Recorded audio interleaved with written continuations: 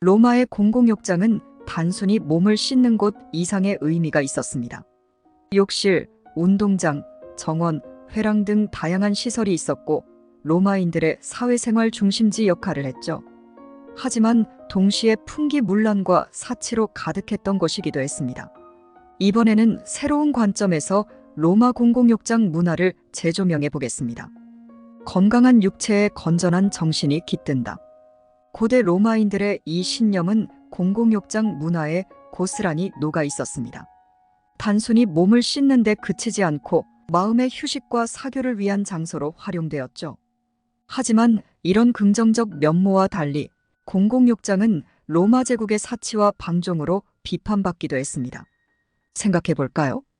고대 로마의 거대한 욕장 건물에 1600명이 동시에 드나들었다니 정말 놀랍지 않나요?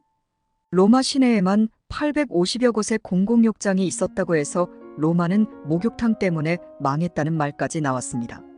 하지만 로마인들에겐 목욕이 일상이었죠. 물론 초기에는 도덕적 우려로 목욕 제한령이 내려지기도 했습니다. 그러나 황제들이 앞다퉈 대규모 욕장을 지었고 제한령은 철회되었죠. 목욕은 단순한 위생 차원을 넘어 사회문화 활동의 핵심이 되었습니다. 욕장의 하루는 이렇게 지냈습니다. 우선 노예들에 의해 전신에 기름을 바르고 운동장에서 운동을 했죠. 그런 뒤 열탕에 들어가 땀을 흘리고 한증실에서 금속도구로 때를 골고루 문질렀습니다. 마지막으로 온탕에 잠겨 몸을 녹이고 냉탕에서 수영을 즐기며 하루를 마무리했죠. 이처럼 로마인들에게 공공욕장은 휴식과 운동, 사교의 장이었습니다.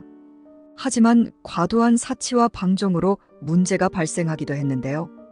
당시 공공욕장은 화려한 조각상과 아름다운 정원으로 꾸며졌습니다. 카라칼라 대욕장에서 발견된 라오콘 군상 같은 걸작도 있었죠. 하지만 이런 웅장함의 이면에는 부조리한 일들이 있었습니다. 혹시 알고 계셨나요? 60년 무렵 로마에는 목욕 제한령이 내려졌었답니다. 공공욕장이 간통과 매춘의 온상이 되면서 풍기문란해졌기 때문이죠. 그럼에도 황제들은 대규모 욕장을 지속해서 건설했습니다. 결국 공공욕장은 로마 제국의 쇠락을 상징하는 사치와 방탕의 공간이 되고 말았죠. 지나친 목욕은 건강에도 해로웠습니다. 1100년대 교회에서 세례 때 바른 성유를 지키라며 세수와 목욕을 금지하기도 했었죠.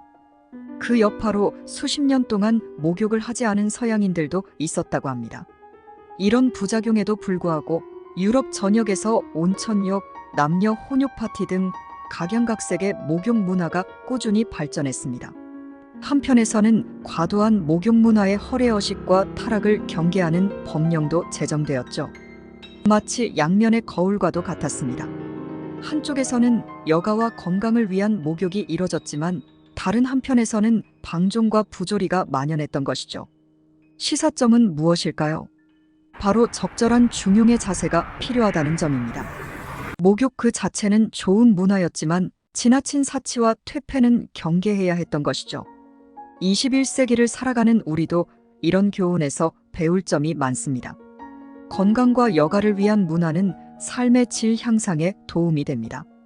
하지만 이 안에 방탕과 부조리가 자리 잡게 된다면 문제가 발생하죠.